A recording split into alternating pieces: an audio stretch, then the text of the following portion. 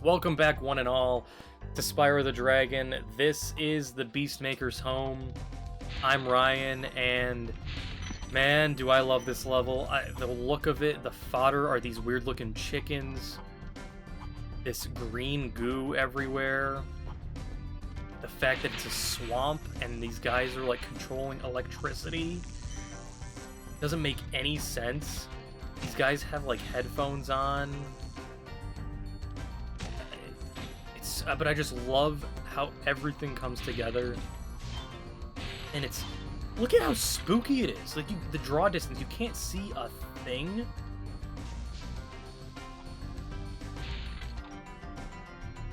And I thought those were going to chain reaction, but those two will.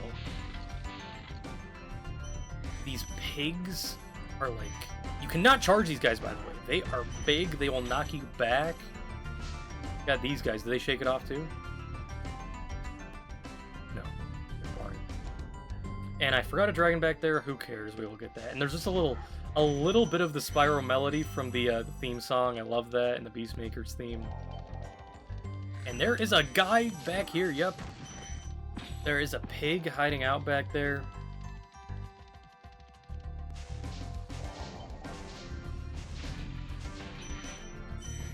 And down here, there's no goo. There is Wild Flight. Again, great skybox. Wild Flight.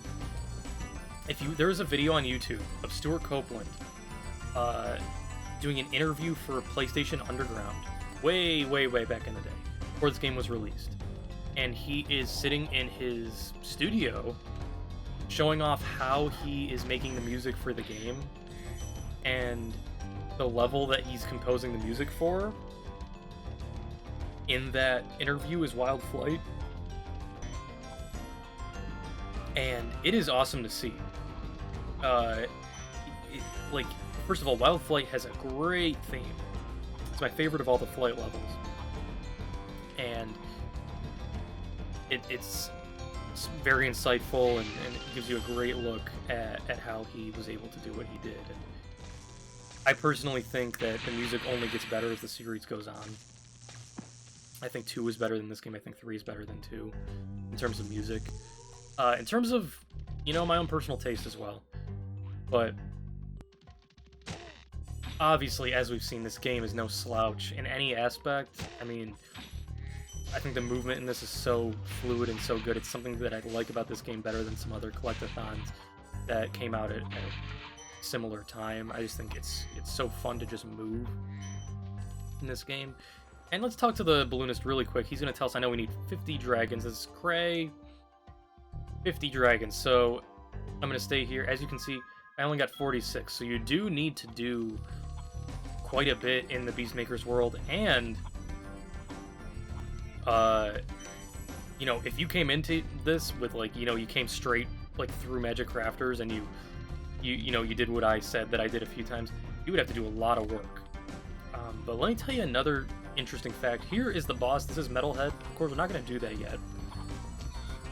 But believe it or not, the original location for Metalhead's portal was, you guessed it, right here, the top of these stairs. I think it's a way better position. I have no clue why they changed it. But yeah, that's where it was, and for some reason they moved it right here. How do I know that? I learned that from Crystal Fissure's prototype playthrough once again that I mentioned before.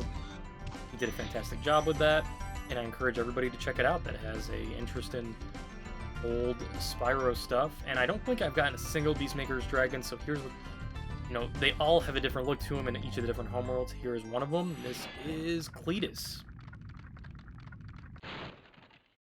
Spyro, it's great to see you, but I've got to go. That right there, I'm not joking, one of my favorite dragons in the game. Because that is such a, like, unexpected, random thing for him to say. Where does he have to go? That's the question. These dragons clearly aren't helping Spyro with his quest. Anyway, here is the next dragon, Bruno. Nasty Nork is turning our swamp into an electrified junk heap. And it used to be so beautiful. I'm sure it was. Love his voice acting, and I just like the swamp levels in this series. There's a couple. So some of the levels coming off of Beastmakers are definitely swampy, and then of course Spooky Swamp in the third game. Hurricos is kind of swampy, I guess, too, but I don't really like Hurricos. We will get to that. We will get to that when the time, in a more appropriate time. But anyway, I'm not done. Oh yeah, I remember. First of all, we need the key, and second, there's a part that I had to glide to that I didn't glide to.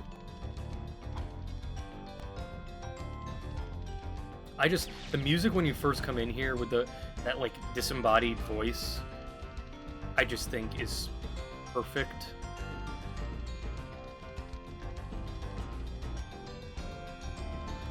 The level is so creepy, I love it. And no, I almost accidentally went into treetops. Not time yet. Do I have the key?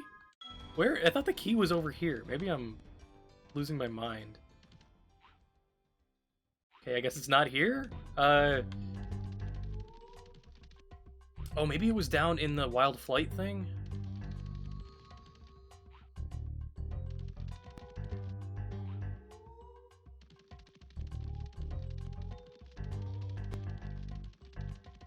Some of the stuff I honestly don't remember. I just think that I know where stuff is, and I just don't. Nothing back there. They could put something back there. Okay, nope.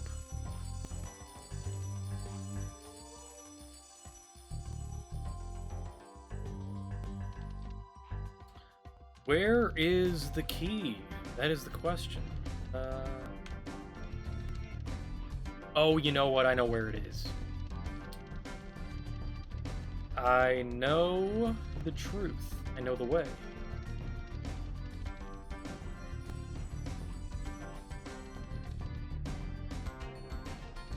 Here it is. Okay, so you have to get some good height.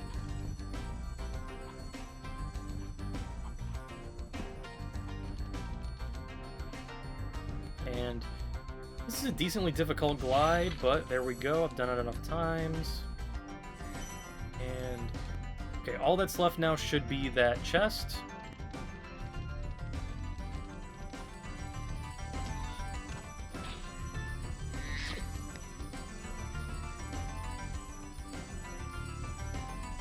And explosions.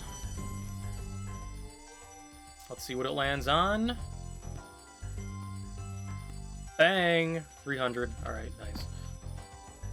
And that's it for, I think that's it. Yep, only 2 dragons in the homeworld. That's it for Beastmakers. And once again, love it. Can do it a million times. But we are, of course, not done with Beastmakers. We need to head to all of the worlds that exist inside of it. And here's the first one, in a huge portal here. Terrace Village.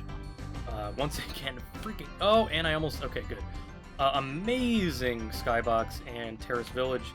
That's the first level that we'll be visiting in Beastmakers, so please join me on the next episode, and thank you. Goodbye!